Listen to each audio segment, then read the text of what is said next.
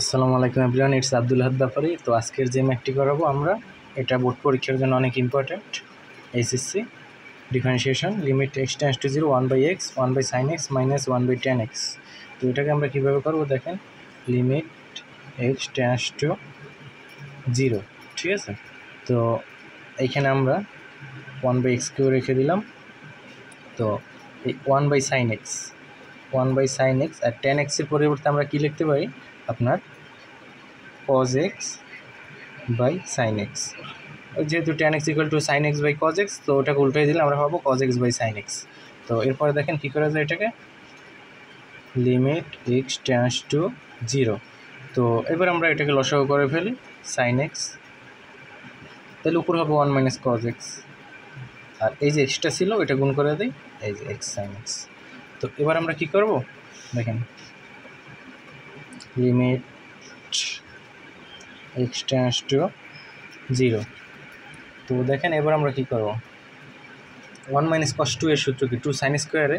তো এইভাবে যদি হয় cos 2 এ মানে কি cos ইন্টু 2 ইন্টু x/2, 2 কাটাকাটি করলে আবার cos x, তো একই cos 2 এ মানে এই যে cos 2 আর এই হচ্ছে a, ঠিক আছে। তো এটাকে আমরা এইভাবে লিখলাম, তাহলে 1 মাইনাস cos 2 এর সূত্র কি 2 sin স্কোয়ারে। তো এই সূত্রগুলো আপনারা মুখস্থ করে নেবেন, 2 sin স্কোয়ারে আর x sin x, এখানে sin 2 এর সূত্র বসাবো, ঠিক আছে। ওই sin 2 একইভাবে এই যে sin x কে আমরা লিখতে পারি sin x সমান লিখতে পারি যে sin 2 ইন্টু x/2, এটা লেখা যে কথা আর এটা একই কথা। তো sin 2 এইভাবে লিখতে পারি, তাহলে 2 sin a cos a, ঠিক আছে, sin 2a, তাহলে sin 2 এর সূত্র কি, তাহলে 2 sin a cos a, 2 sin x/2 cos x/2, ঠিক আছে। আর এক্সট্রা আমরা এখানে লিখতে পারি বা আমরা চাইলে সামনেও লিখতে পারি, ঠিক আছে। তো এবার দেখেন কি করব আমরা, লিমিট এক্স টেন্ডস টু 0। তো এবার দেখেন আমাদের sin x আর sin x কিন্তু একটা কাটাকাটি যায়, ঠিক আছে। তো আমরা লিখতে পারি sin x/2 আর এই x2 থেকেই যাবে, এখান থেকে একটা sin x আর sin x কাটাকাটি যায়। তো আমরা লিখতে পারি কি আপনার উপরে sin x/2 আর নিচে cos x/2। তো এটা আবার আলটিমেটলি tan x/2 হয়ে যায়, sin বাই cos। তো limit x tends to 0 tan x/2 আর নিচে তো আলটিমেটলি একটা x আপনার থেকেই যায়। তো দেখেন তাহলে পর কী হয়, লিমিট x টেন্ডস টু 0 যে কথা, x/2 টেন্ডস টু 0 যে একই কথা, কারণ এই 2 দ্বারা 0কে গুণ করলে আলটিমেটলি x টেন্ডস টু 0কেই পাওয়া যায়, ঠিক আছে।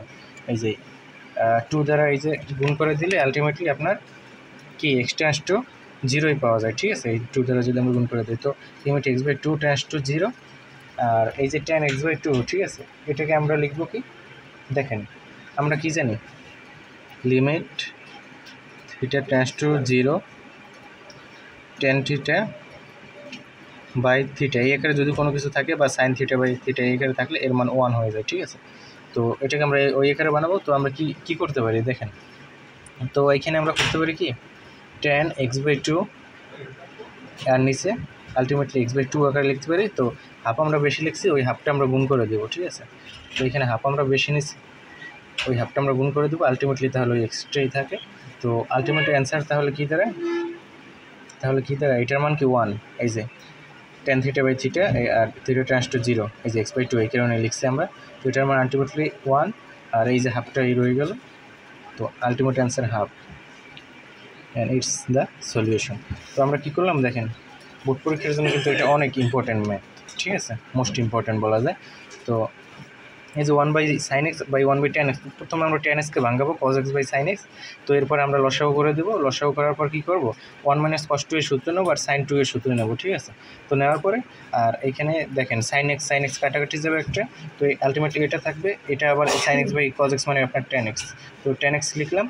আর এইবার আমরা কি করব, তো আপনার যে 1 বানানোর জন্য যে কোনো সংখ্যাকে, তো এই যে tan থিটাকে tan x/2কে উপর নিচে একটা x/2 দেবো, ঠিক আছে, আর তখন x/2 টেন্ডস টু 0 হবে। তো এটার মান, তো এখানে হাফ আমরা বেশি লিখছি, তো হাফ দ্বারা আমরা গুণ করে দেবো। তো এটার মান আলটিমেটলি 1, এই যে টোটালটার মান আপনার আলটিমেটলি কি 1, আর এই যে হাফ, তো 1 ইন্টু হাফ মানে হাফ। সো এইখানে আমরা কেন করলাম, এই যে এই 1 বানানোর জন্য এই উপরে যে এটা আছে x/2, এটাই আবার নিচে আমরা লিখে দিলাম, ঠিক আছে। তো হাফ আমরা বেশি লিখছি, ওটা গুণ করে দিলাম, ঠিক আছে। তো থ্যাংক ইউ অল।